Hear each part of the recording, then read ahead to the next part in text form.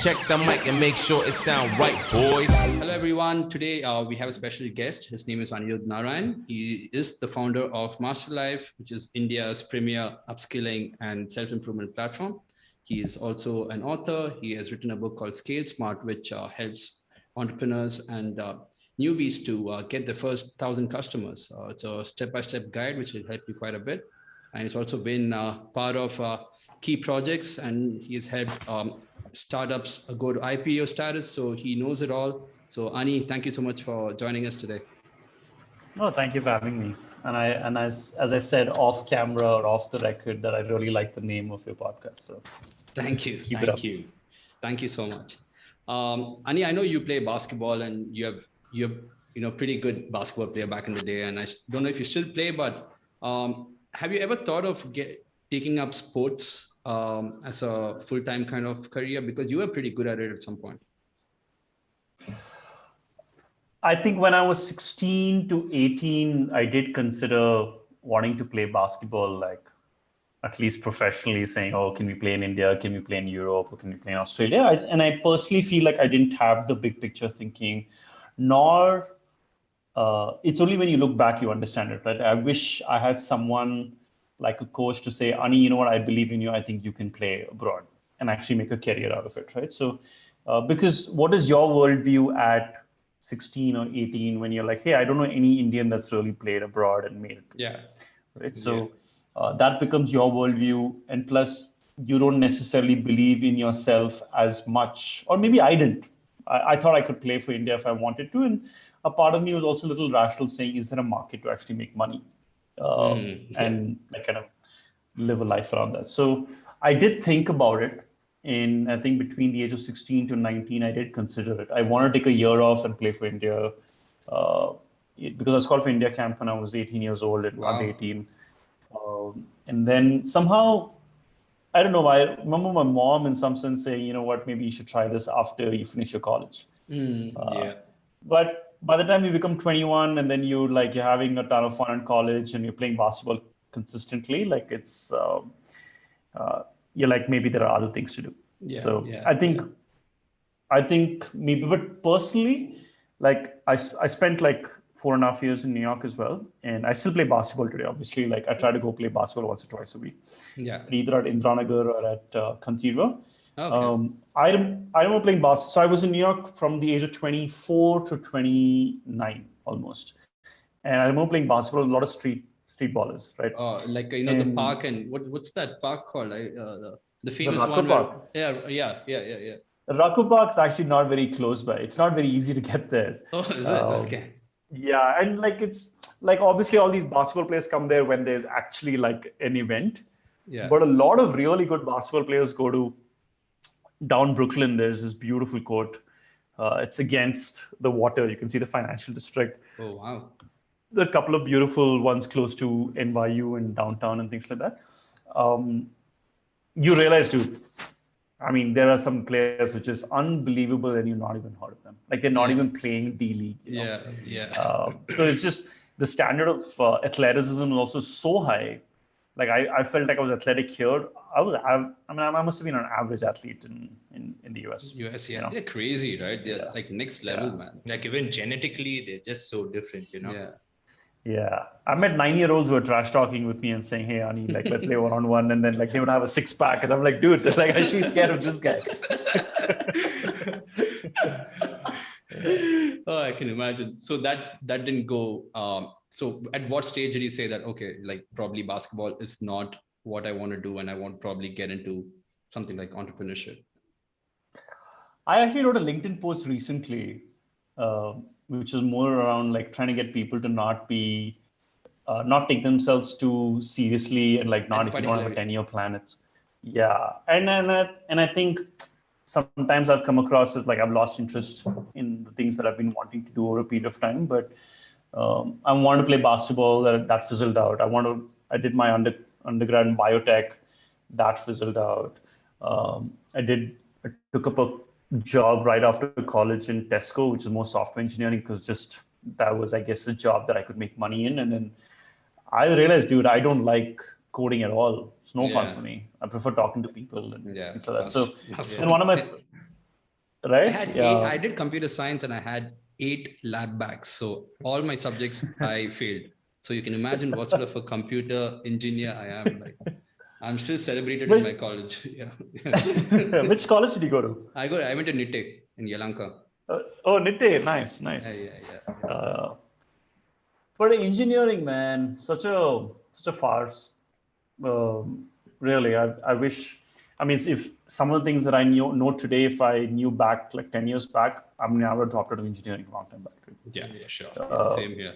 And done as many hands-on internships and try to get a job, and then because I think I was actually looking at the guy from Razorpay today. The interesting thing about people in who get into IITs and all of that, right? Like, you need to figure a way out to have exponential learning quickly, right? And the guys who went to IITs, let's say, like for like a year and a half, 2 years, they really put in, let's say, 8 hours of work every day, right? So they had some form of like that learning, which let's say we dropped off somewhere or we had other interests, right? Yeah. And similarly, the entrepreneurship, like if you have 2 years of, most of these entrepreneurs have had some failed startups or like not even classified as startups, like in college or early 20s to finally have that big win, let's say in the mid 20s or early 30s, right? So, correct. Yeah, I would have dropped out a long time back and tried a bunch of shit if I could. Yeah. You know, it's crazy how many options there are nowadays, and people are still so confused, you know. Like back in the days, it was just like you got to do a doctorate or, you know, you got to be an engineer or something like this. But now there's so many options and people are still so confused. Yeah, that's true. It's just so many options of late, man. Like, but before, back in the day, I was pretty much forced into doing engineering. My dad's like, your cousin is the vice president of that IT company, your other cousin. And unfortunately, they were doing pretty damn good at that time. Like, you know, and they were all like coming from a Brahmin family. Everyone's like getting 99 and crying at home because they didn't get that one bloody mark. And I'm like getting 65 and I'm like, oh, thank God I passed. Like, you know, it's that kind of situation. And but that's how I think the Indian society is like, pretty much. Yeah. But I think when you talk about a lot of options, right? I mean, obviously never been a better time to figure out what you like to do and you can monetize or make money out of it. I think nobody teaches you that. Nobody teaches you like, hey, this is your interest and this is what you're good at. I think those two things, right? Like, this is what you're good at. These are your interests. How do I combine the two and then find maybe 10,000 or 15,000 people that I can create value for? And whether that's through a podcast, whether that's through a YouTube channel, or whether that's through starting a business. And then you try to monetize that audience. Absolutely. Right? Then you try to say, how can I make money out of that audience? Right? I mean, the reach today is unbelievable with obviously the internet, I think, for that. So absolutely. So did like sports teach you anything, even in your entrepreneurial path? Because you played, you know, basketball at such a young age and you were good at it and you were competitive. Did you take any of that spirit to your entrepreneurship and be like, you know, I was good at this and probably I can succeed in this as well? I mean, I think anybody, like if I had a kid in the future and he or she, I would definitely get them to, I would try to expose them obviously to as many like crafts or sports and see what they gravitate towards, and then make sure they're consistent at whatever they're doing over a period of time. I think whether it's a sport or whether it's music or anything else, I mean, I just like the elements of the sport. And I think I got lucky also because like, it wasn't just the fact that, hey, here's a basketball court and you go shoot. If it was just a basketball court and I had to shoot a few hoops and there was nobody, it wouldn't have been as fun. But you get lucky in terms of you find a good coach, you find a good set of friends that you want to hang out with, and then there's a competitive layer, and then you're getting better. There's a validation loop that's kicking in. You're like, oh man, I want to do this. And then you don't think about the outcome as much, right? Then, and again, small things, dude. Like if you're winning consistently, the sport becomes more fun. If you're losing consistently, you're like, maybe it's not for me. Right? Similarly, if you're playing main five versus off the bench.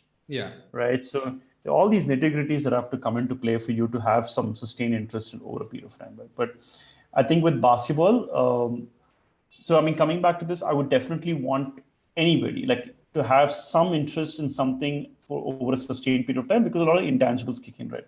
You learn to be disciplined. You learn to not give up. And I think with basketball, I was lucky that a lot of the intangibles kicked in. Like I remember maybe I was not I might have been some level of competitive, Yeah. but I think I became really competitive maybe by the time I was 16. Okay. Yeah. So after 10th, And then. like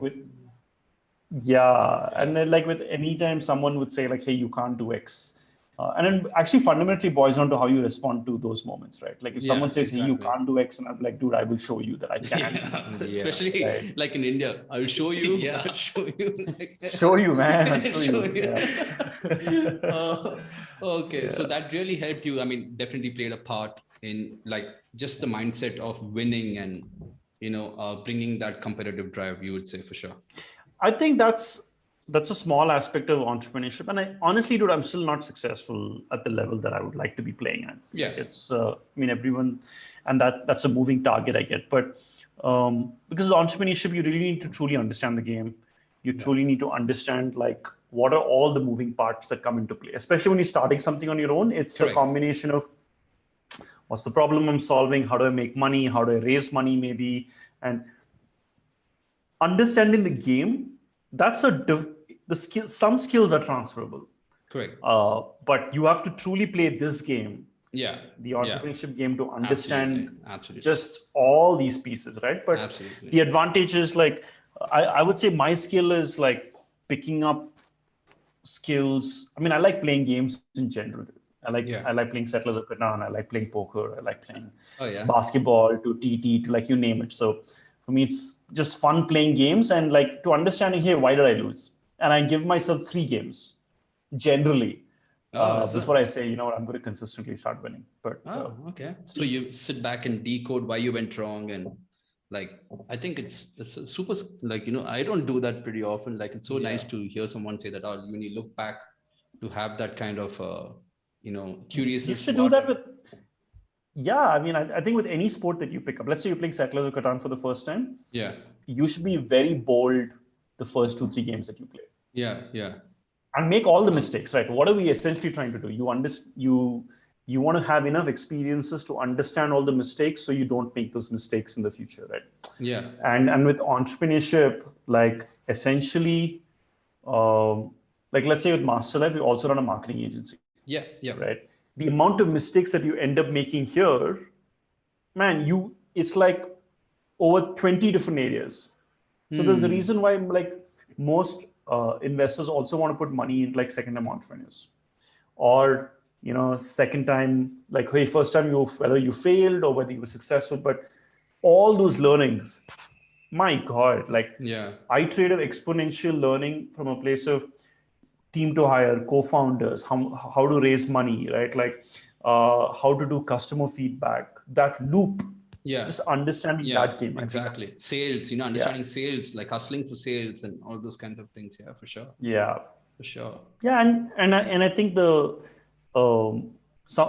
this is maybe a lot of people don't talk about, and there's a nice book called Ego is the Enemy by Ryan Holiday as well, right? Like and I don't know whether it's a man thing, but when you're younger, you're very driven by ego. Oh, for sure. And this is, I need to win. This is what I'm good at. I need to make X amount of money and all that. Yeah. I think you get a nice balance of ego and, hey, this is not my safe spot. Or this is not what I'm good at. Or I know that I can't do this by myself. And I need all these. Ego is your enemy. Ego is the enemy. Ego is the enemy by Ryan Holiday. Yeah. By Ryan Holiday. So interesting. Yeah. If you can kind of displace your ego and then like put it on the side and just try to think of it as like, because you're very good at consulting, but you're not very good at consulting yourself, right? Yeah. Like I can provide amazing advice to other people, but I have to provide advice to myself, dude. My God, it's the hardest. Yeah.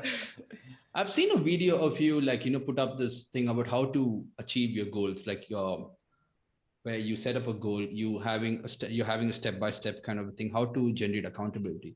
Now, for example, I've read that most of the successful people in the world have a bulletproof routine. They have a good morning routine. They read 1 book a week. They wake up before 4:30. Excuse me. And they sometimes have a cold shower. They have these routines that are really propelling them to the next level from the average person.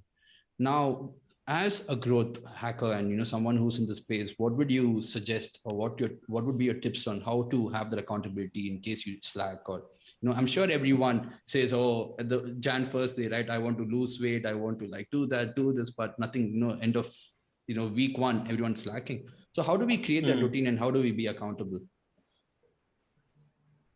Is to not put so much onus on yourself, dude. And I actually wrote another post recently on like building a village, right? Which is you are much better at getting up and going for like attending a call at 9:30 a.m. if, let's say, there were 5 other people that had to attend the call. Or rather, it's easier for you to start your day at 9:30 a.m. when you have a call at 9:30 in the morning, and there are 4 other people that are coming to the call, and if you don't show up, there's going to be questions, right? Whereas if it was just on the one of you to say, dude, I have to start my day at 9:30, then you're accountable to yourself, which is, who cares? Like you'll talk to yourself out of it. Man, I'll start at 10 o'clock. Yeah. So I think a smart way to do this is like you create accountability in every area of your life. And whether that's community, whether that's a one-on-one, but you're able to do that across the board such that, like, the fact that you're doing this as the 2 of you, that's huge. I kid you not. That means you increase the probability of doing multiple podcasts versus giving up, right? Most VCs don't invest in single founders. Oh, really? Because interesting. Yeah. Even though it's a successful startup, if they're able to show credibility, doesn't matter anymore. They not like they won't. I'm saying, but they mostly, like, one of the things or criteria for Y Combinator is like you need to be a 2 to 4 team. Single founder, too much stress. Likelihood of you giving up is higher. Here you can distribute the stress. Like also there's complementing skills and things like that, right? So absolutely, that's crazy. Yeah, so you need to. I would recommend just build a nice village around you, like whether it's for health, like the fact that you can go play basketball somewhere. That's awesome. Like today, and it's taken me a while, dude. It's really taken me a while. Maybe I feel like truly, like, across all areas of my life, I think I'm really on top of things today. Which is, wow. I still, even in the pandemic, I still work out 3 days a week. Otherwise, I was playing 5 days a week. I play frisbees on Monday. I play basketball on Saturdays, and then I have a personal trainer. But all these things. So, like, I have a therapist. I have a personal trainer. We have help at home in terms of cooking. And I'm saying this, and I'll tell you why I'm saying this, right? Like, I have friends that I can talk to about my business problems. I have like a mentor-like person that I can talk to about, like, when things are not going too well. Absolutely. Let's say you have this kind of network that I've set up for yourself. Like for finance, let's say for finance advisory, I have someone for crypto, I have someone for mutual funds, I have, let's say, someone for my family, obviously, like my mom, dad, and my brother love talking about all of this. Yeah. I have someone for angel investing. So when you break this down, you don't need to have one person, right? Let's say you have 20 things that you can tap into, right? Yeah. One is your learning obviously just tremendously goes up across the board, right? But then you also realize that for you to truly like excel in all areas of your life, you need to have someone that you're constantly like going back and forth with. Right? Like if you and me spoke and I said, okay, Abhilash, you have to, I'm going to follow up with you in a month, and I need to make sure that you have your business plan in place. Something stupid like that, let's say. Yeah. Man, you're accountable to me. Absolutely. Right? Yeah. And hopefully that'll like get you going, right? So I would recommend do that. And I don't care if it takes 3 years or 5 years. Do it like one step at a time. Yeah. And is that part of routine building? Is that part of a healthy, like, yes, these are steps of accountability, but is that going to be as part like of your character that should be make that, yes, now I am accountable for this action of my life. So I have to like invest in this and do it. Is this for everything I do throughout the day that brings this change kind of a thing? I think accountability is like a subset of some form of mindset that you need to first create, which is you need to truly believe that you can thrive in all areas of your life. And I want you to truly believe that and I say that because I I can give it to you in writing. I see so many people who are in their 30s now. Yeah. 20s, you don't think about your metabolism. You don't think about your fitness. Yeah. Right. Suddenly in 30s, you're like, man, I feel more tired than usual. Absolutely. You're just having to co-hold everything. Yeah.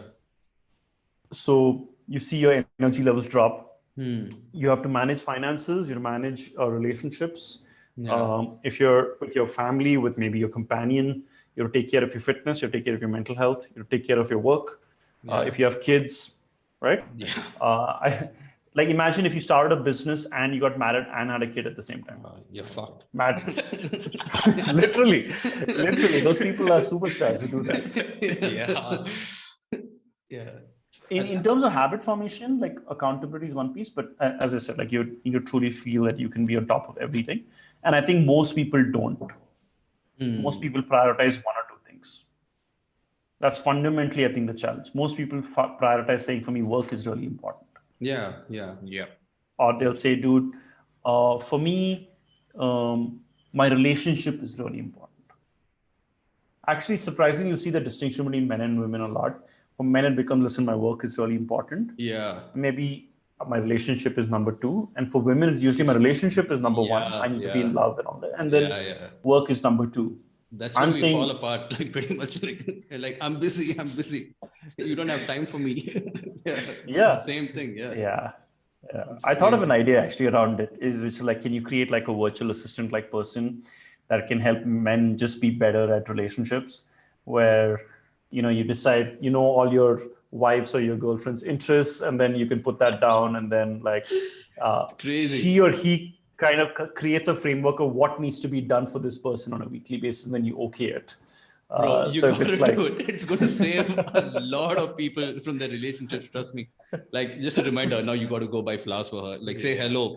Just say hello. Just say hello. No, you don't have to do it. You get someone to do it, but then you acknowledge it. Exactly. Make it look like you did it. Yeah, just from your phone kind of thing. And it's very incognito. Like only the guys know there's an app like that, or there is a platform like that. None of the women know. You're going to become a billionaire soon, bro.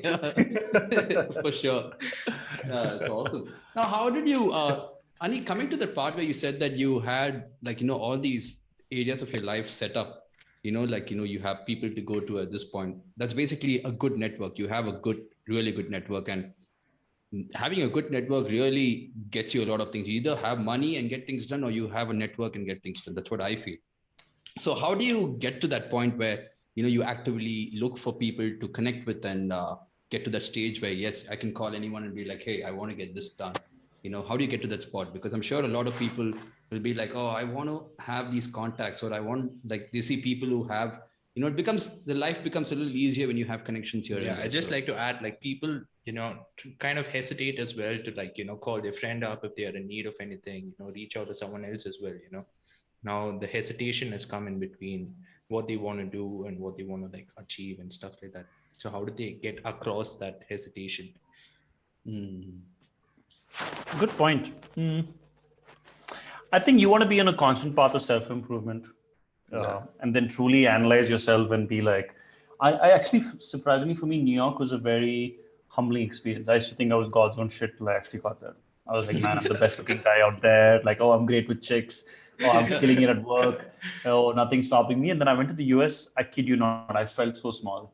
Because fundamentally, you feel like a minority. Yeah. I literally felt small because like I felt like everyone was just like bigger than me. Yeah. Not like that was such a big deal, because in the basketball court, almost everyone's taller than me. So like it's not. But but surprisingly, that was a great experience, dude. I think it forced me to. I realized that, man, these are a lot of things I'm not good at. If I want to be playing at a level which is really good, right? Like I need to be reading a lot more. I need to get fitter. Maybe I need to be a lot more articulate in the way I speak. I need to be better with women. I remember the first time I went to a bar which is close to college. Like my roommate and I would be like, man, we should just go talk to random women and guys and stuff. And like I remember the first time I was so nervous and got rejected. But my instinct at that point was like, dude, I want to make sure I get really good at this. Yeah. So my roommate and I would literally Did you then? Yeah, I mean, I read the game. I took courses. Right? Like I'm constantly trying Neil to like. Strauss. I read the book too, so I know. There's one a Actually, point in my life. He's pretty cool Go guy. ahead. Like I mean, like he I think he breaks it down and he gives the 30-day kind of the thing. When I actually used to do it in between work, I used to go down. Both of us lived in Australia. I still live in Australia, so I used to get down from work, go and speak to random women, go and just say some compliment and all that. It's so random. One time my colleague saw me do this actually. He was just walking by. He's like, Abhi, what are you doing here? I'm like, no. I know that girl. I just had to make up some story and all that shit. Yeah. So go on. Sorry, I'm just yeah. No, agreed. I mean, the number of times I've made a fool of myself, dude. Like that's. But no, I mean, I guess coming back to this, the goal is never to give up, right? The goal is like, listen, I'm going to get better at this, right? And so to your point, one is just if you're in the constant path of self-improvement and like you're going to get rejected, right? So it's like saying you feel really, let's say, awkward to talk into the camera the first video. But your goal is no matter what, I just have to get to my 50th video. Correct. Yeah. So if you have that theory across everything, I just have to get to talking to 50 women or 50 strangers at a bar in total. Then you set it. I just have to play this game and then iterate on the learnings, right? Like I remember once I bought there was a standard thing, right? Like, you start talking to a girl, let me buy you a drink. And then you buy her a drink. I remember the first time I bought her a drink, she walked away with the drink. And I'm like, never again, I'm going to buy women drinks. Okay? Thank you. Thanks for the drink. So all those learnings happened, right? But this building a village and having accountability and networking and all that, I think one is if you're constantly getting better and putting yourself out there, you'll meet people. And I think second is if you're just being if you're vulnerable, if you're authentic, if you're humble about it, I think people will gravitate towards you. If you're just like, hey, listen, I'd love your advice. I would love to get your take. And honestly, dude, like it's so much easier if you didn't think about yourself as much. Yeah. And you think about the other person from the other person's point of view, and then you go towards that. No, it can be so easily like, hey, dude, I have this ego. I'm not going to talk to this person, right? Like, and I think so that's what, if you thought lesser about yourself, I feel like there's so much to learn from every individual. Right? It doesn't matter whether you're 25 or 35, 55, right? So, no, definitely. Just in terms of, how digitally connected we are in this era, right? Everyone has a smartphone, everyone has WhatsApp, everyone has Instagram. Yet as humans, we are so like distant to each other, like even if we see someone common, we're like, should we speak to him? Should we just like avoid him? Because, you can get back to your social media and act like you're the most social guy in the world, right? Is this something you see? Like I've seen some videos of yours where you talk about how to improve relationships. How can people get better at, connecting with each other genuinely, just not through Instagram or social media? I mean, I would say the two of you are really good at connecting. Good. You guys seem authentic. You guys seem like you're yourself, Thank you. No, seriously. And I think my biggest fear, honestly, is that if I lost my individuality or if I lost my childishness in me, I still want to sometimes bust into being like 19 or with the boys, So important. Dude, like so important. And I've seen so many people lose it, and it's like fucking boring. Like, so if you can, so you figure out what is important to you. But in terms of connecting with people, like the more authentic you are, like this is who I am, man. These are my flaws. And surprisingly, there are lots of people everybody has insecurities. Everybody has a ton of flaws. And if you're actually a node of positive energy, I think people will want to be around you and people want to connect with you. Like I never ever get into a conversation of like, what do you do?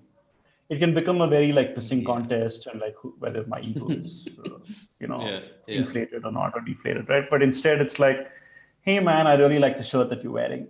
Dude, I love that tattoo, dude. Oh, I love that hairstyle of yours. Like, dude, and then you get in, talk about life, talk about all the things outside of work, and then get into work slowly, right? So I think if you want to truly connect with humans, I think you try, the overlapping interests between us is so many, right?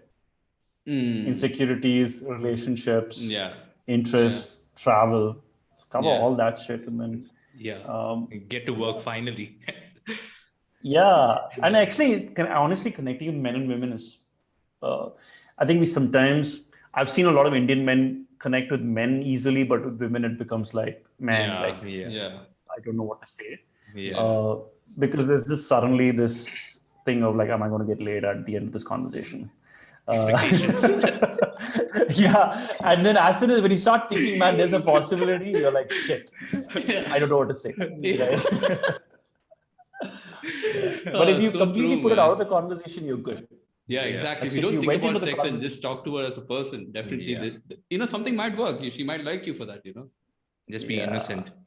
So how do you come to that positive energy phase? Like imagine for people, luckily both of us are a little extroverted. We can go and have a conversation with someone, but for a person who's just introverted and, is not really having the balls, you might say, to go out and just connect with random strangers in the street. They can't even say hello, so scared. Oh, what do I say? How do you bring that positive energy? Is there a step-by-step process that a person can do, something like a tip or two that you can give? I mean, when you think of extroverted people, I just think of it as like you derive energy from like the external world, right? So you can be good at the outbound, like you'll go out, talk to people, connect with them. But sometimes I think when you talk about introvertedness, like I think a lot of people, they share it. Maybe some of them are shy, some of them, you have shy extroverts also, right? Oh, yeah, for sure. Right. So I think, like, actually, my wife is a good example. She's a shy extrovert, but she's really good at connecting on a one-on-one level. I'm really good at, let's say, you put me in a party and like I'd love to talk to like 20 people. Yeah. Right? So, but I think everyone's got their own method and style. And everyone fundamentally wants to connect at a like a intimate or like a one-on-one level, right? So if you truly got to know them, if you were curious, like if we met at a party, I would mostly want to learn more about what's happening in your life. Like, if you spoke about the podcast, I'm like, oh, so cool, man. Tell me more about the podcast. Like, I wouldn't make it about myself. And I think that's essentially what you got to do, right? Like, you don't make it about yourself. If you see a lot of people who are making it about themselves, they essentially want a lot more love in their life. They want a lot more attention in their life. They're like, hey, listen, like, let me speak about myself because my self-love is low. They want to be heard. They want to be heard. Pretty much. They want to feel important. And it's not happened in their life because their talk is not necessarily positive, right? So it basically boils down to what you tell yourself over a period of time. And I think what ends up happening with a lot of people is when they get, like, life will throw a ton of rejections at you. But then if you associate your confidence or your self-respect to that outcome, you can suddenly feel like, dude, I'm a loser. Yeah. Right. Yeah, absolutely. And I think that's important. That's important that you don't do it. You don't associate your self-worth to the outcomes. So true. Awesome. Yeah. Thank you. Coming to the point of scaling and building a business, which I'm sure you're very passionate about. Everyone has an idea. In Bangalore, everyone has 1,000 ideas every day. It's like the startup. That's cool. Capital of Asia or this side of the world. There's a lot of money to be invested. Everyone has an idea, but hardly 10 people or 10% of the people execute something with that idea. And out of that, probably 1% are successful. Now, you are an expert in starting a business and teaching people how to get the first 1,000 customers. Is there a small tip that you can give as to if a person has an idea, now what next? What should a person do? Is there a few things that a person can do, like read your book, Scale Smart? But is there anything that you can provide to the audience here? I think as soon as you have an idea, I think you should spend maybe half an hour, 45 minutes doing research around it. It's about building momentum. Yeah. I think reason why a lot of people don't take that idea into like even something which is to put on paper is because they thought about it, they didn't necessarily execute on it, and it's like a spike, right? And then it diminishes over a period of time. So the first thing to do is like do research around ideas that are out there in the world. Are there similar ideas? And the good news, actually, this is the funny part. Like when people look at competition, they feel deflated. Like, oh man, there's already idea like that. Yeah, Right? yeah. You But should there's a actually look market. at it. That's a great, There's that's a a great market sign. for it. Yeah, yeah. Yeah, it's a great sign. So, so one is obviously when you have an idea, then you figure out who the customer is. And usually what ends up happening is we think about the idea and then we try to backtrack and say, who can I reach out to and who is my potential customer? I think the first thing you ought to do is kind of do the whole problem solving piece. Like what's the problem that you're fundamentally trying to solve? Yeah. And the bigger the problem that you're trying to solve for a larger number of people, the more value that you can create. Right. So now you have, let's say you're fundamentally honed in on the problem. You spoke to, let's say, the phase called customer development you want to do. You speak to 6 to 12 potential customers, right? And then you pitch them this idea that, hey, listen, I have this idea, like what if you could get meat delivered within 2 hours, right? And if nobody's jumping out of their seat, like let's say you speak to 12 people, right? And if you don't have these people going, oh my God, what a great idea. Yeah. Then maybe the customer segment is not right. Maybe the idea is not right. Maybe the problem that you're solving is not right. So like, that's where you need to kind of pivot and play around with a little bit. So there's some iterative piece that you got to do. Get a mentor, get someone like, randomly you reach out and like, hey, I have this idea. What do you think of it? Like, and then start slowly building on it, right? Most people pivot. Whatever you have an idea in month 1 or day 1, by month 3, that idea will iterate. Right? Yeah, it becomes something else. It will become, you don't know what's going to happen out of it. Right. Who knows, today you're doing a podcasting piece today, 25, 30 episodes down the line, you're like, maybe you should do B2B podcasting, right? Like as a service, right? Yeah. Hey, or let's take this content and then pull out excerpts and convert them into books or checklists. Who knows, right? Like ideas might come, but you'll have to chase money at the end of the day. Absolutely. For this to become something interesting. And in India, especially, like there's more money to be made on the B2B side than on the B2C side. You just see companies raising a lot of money, still not necessarily reaching a sustainable place yet, right? Like Swiggy, Unacademy, it's ridiculous. They provide so much value.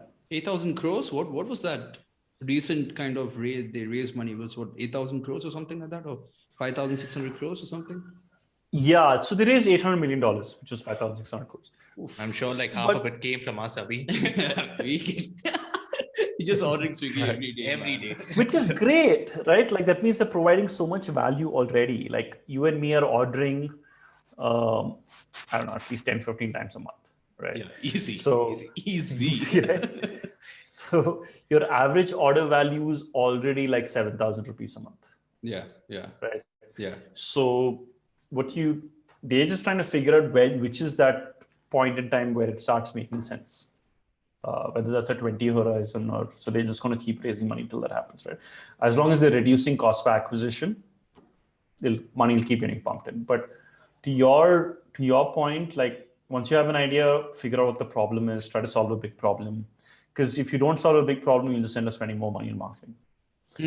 Just burning cash, pretty much. Yeah. So, and then it doesn't have to be Indian, it can be global. Try to get a team with complementing skill sets. Because if you start doing it alone, it will fizzle out. So start trying to rope somebody in. Absolutely. Like let's say one of you is going to be the founder, CEO type. Maybe one person's going to be operations focused, one is tech, one is design. I don't know. So, and you can feel initially like, hey man, I'm giving my equity away, or I need to do this. Like you got to also figure out for yourself, do you want to build an $8 million company, $80 million company, or $800 million company, right? So, and do you want to own 10% of 800 million, or you want to own like 50% of 80 million, or you want to own like 100% of 8 million, right? So, so those are some of the pieces that, because as you get more people, the pie will get bigger. Yeah. But also figure out what's the industry you want to go. So definitely you want to go after a massive market. That's my learning. Where you think there's more volume, like more volume kind of game, like for sure. Yeah, just like for example, Masterlife, we're in a niche market. Correct. We're not in a massive market. We're in the top. Like you should have satisfied your security needs to think about self-improvement or personal growth. Like you're not thinking of improving your EQ or your confidence till you got a job, Correct. right? So, so primary education, Baiju is in a massive market. Right? Yeah. Unacademy is in a pretty massive market, right? So, massive markets, massive market ideas will potentially get funded. And how important is it to attract funding? Because I remember CEO of Big Basket, Hari Menon, lives in our colony. So we always like bump into him and I keep, picking his brain about things. So I was just asking him, because I run a business back in Australia, which I'm doing from here. And I keep asking him, what is it to scale? Like, how important is it to scale? And he said, the first thing you need to do is don't care about the amount of kind of ownership you have, just get investors and make it big. Just get investors and make it big. So what is your opinion on that? Is that something that people should look into from the beginning while starting something from an idea point of view?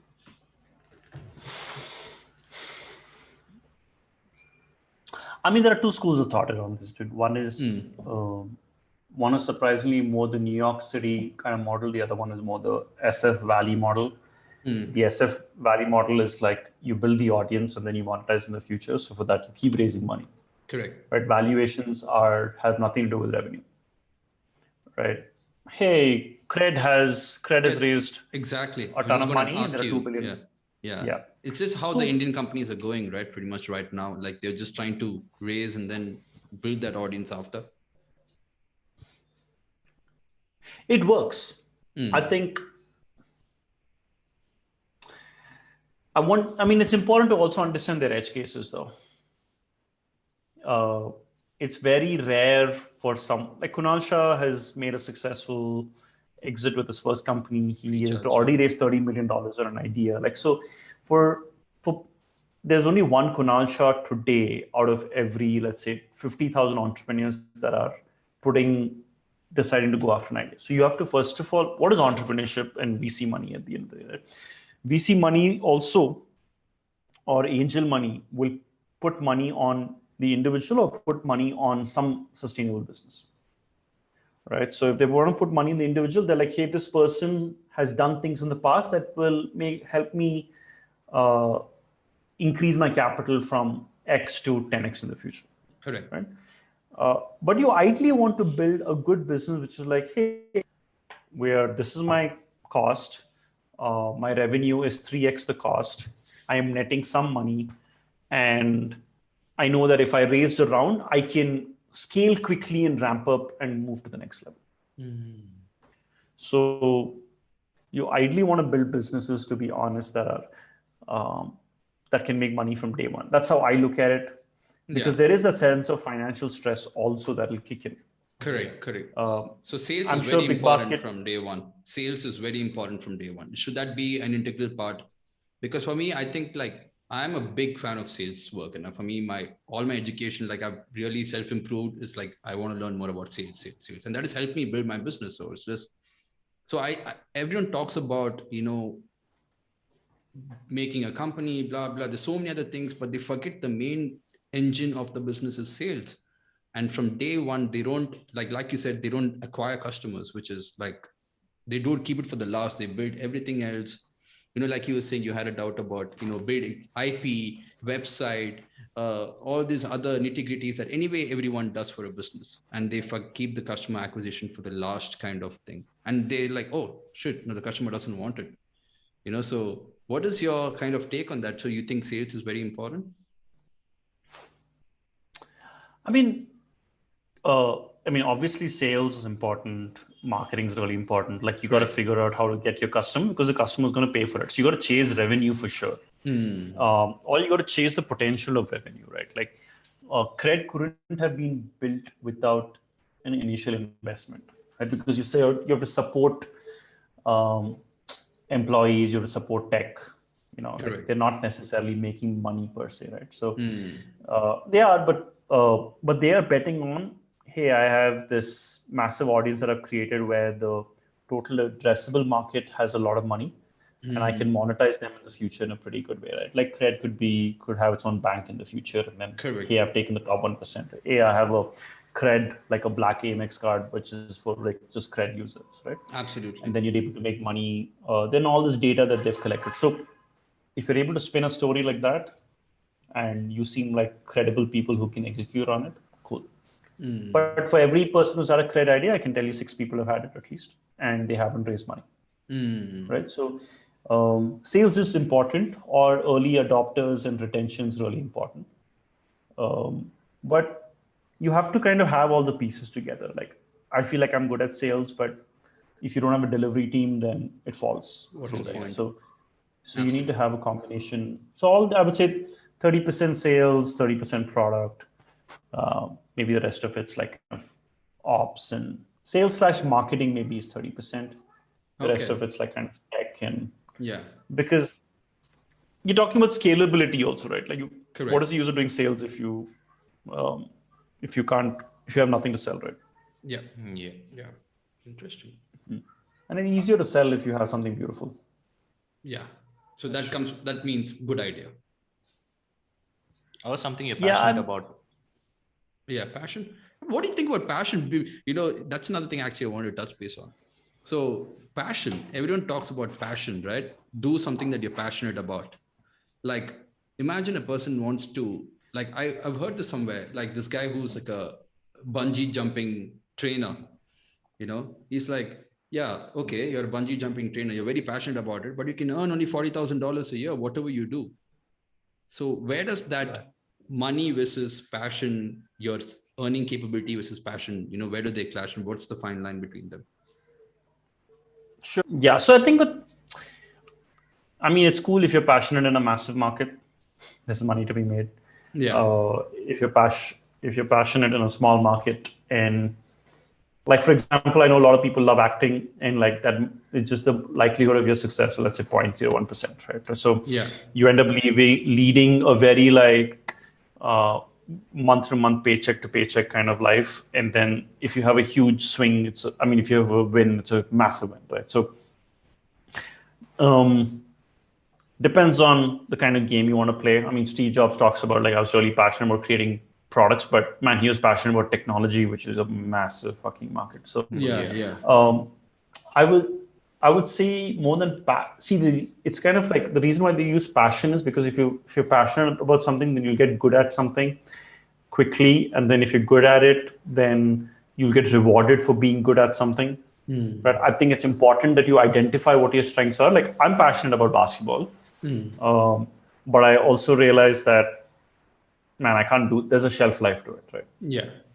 And I'm not exceptional at it. So you can give your passion also time, like, say, okay, I'm going to spend like 3-4 years on it, like commit 100%, try to go all guns blazing. But if it doesn't work out, you know what? I gave it my best. Let me try to do something which can take care of my living expenses and put a roof on my head. Right? Fair enough. The luckiest people are those that have been able to make a beautiful living out of something that they're passionate about. I can guarantee everybody's passionate about something, but they're not necessarily going after the passion every month. Right? So I think follow your strengths. I think truly understand what your strengths are. I think all of us are gifted.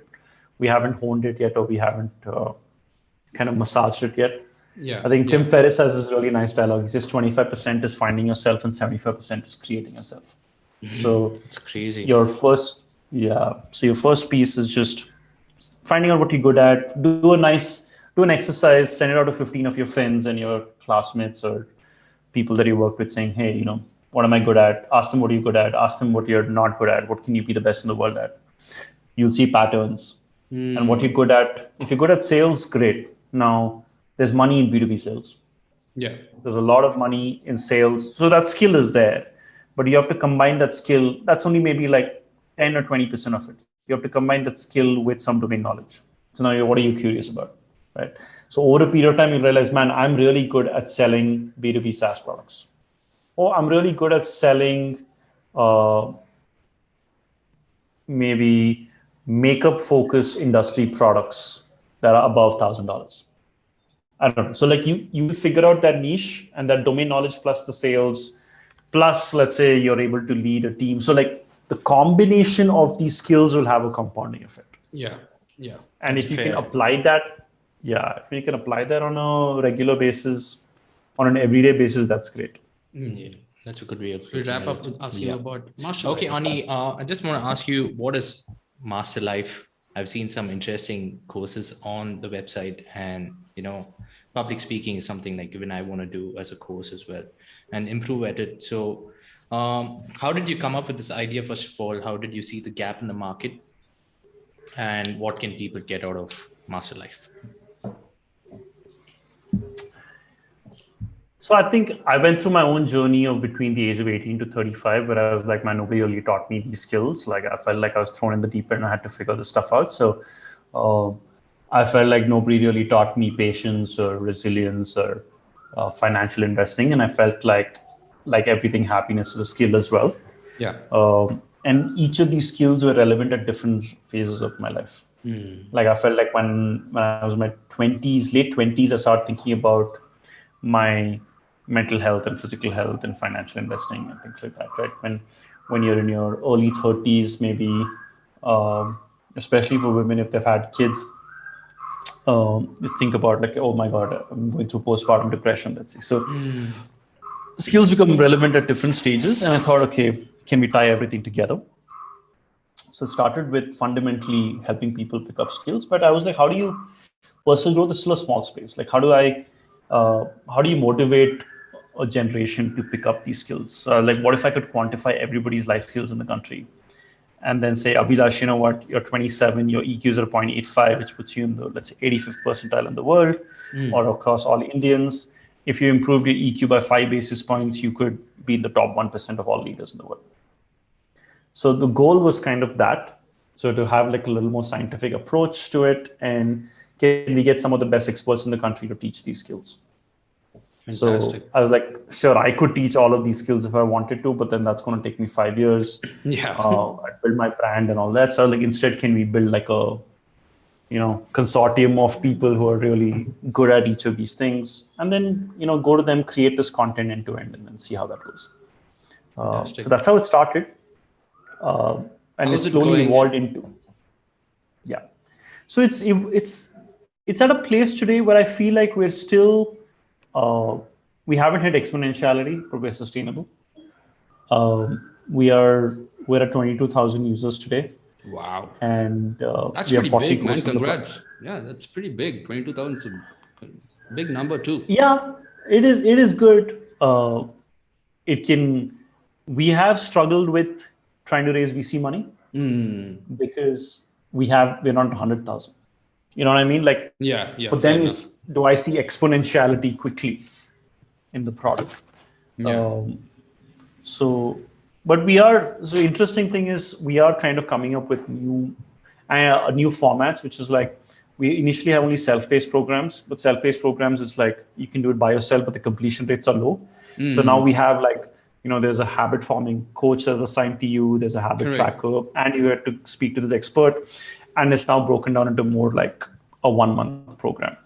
So you have both if you want to go after. So we're seeing some traction there as well. The habit coach calls you every day, right? That is so cool. Like I've seen a video where a habit coach calls you. Like not many people actually offer such things, man. It's pretty cool. Like I would definitely love for someone to call me and be like, hey, how's it going today? Have you done your stuff? Get your shit together, or, just in a friendly way, not really like people need that. Yeah, teacher or something, but someone to just be, be like, hey, yeah, exactly. So, Agreed. Yeah. Oh, fantastic. So do you see more young people getting into it? Can we provide this to college students if you want to promote this here? Can we reach out to college students? Because these are skills that are really important for the future, right? These can take you, even if you don't do anything else, skills like communication, improving self-confidence, emotional intelligence, being happy can take you through your life. You don't have to worry about anything, right? So what do you have for the people to, take away from this course? I mean, I would love it if the 18 to 22-year-old demographic said, you know what, I find this content really interesting. I'm willing to pay for it.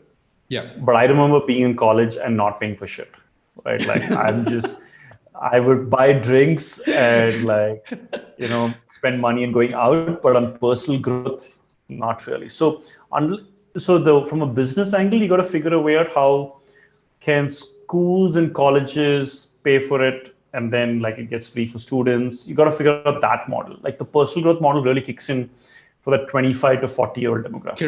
Correct. You So know, more organizational kind of approach. You can go to organizations and promote it there as well.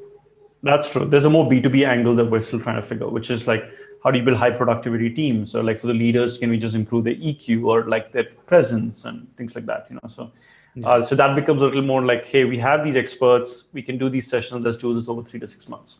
Yeah. Fantastic. Beautiful. Oh, that's awesome. Okay. Cool. We will wrap this up here, Ani. If you're getting late for another call, we definitely, if you're comfortable, we can finish this here. But thank you so much for all the guys who are viewing this or will be seeing this. Anirudh is scaling expert, and he's really good at a lot of things. So you should definitely check him out on LinkedIn and Instagram. He puts up beautiful posts on LinkedIn. I keep following his words of wisdom, what happens at different stages of life. And, it's pretty cool. And also please check Masterlife, buy his book. If you have an idea of something that you want to pursue in entrepreneurship, definitely that's a good starting point. So I definitely recommend guys to check out his work and take his course. Check out his course on Masterlife. It's really cool. You can get really good tidbits on how to improve yourself for a very, for cheap prices as well. So it's pretty cool. Thank you so much, Ani. Thank you so much. Cool. Dude, thank you for having me, dude. Thank you so much. Cool. Thank you. Anyways, have a good day, and we'll keep in touch. Sure. Take care, man. You.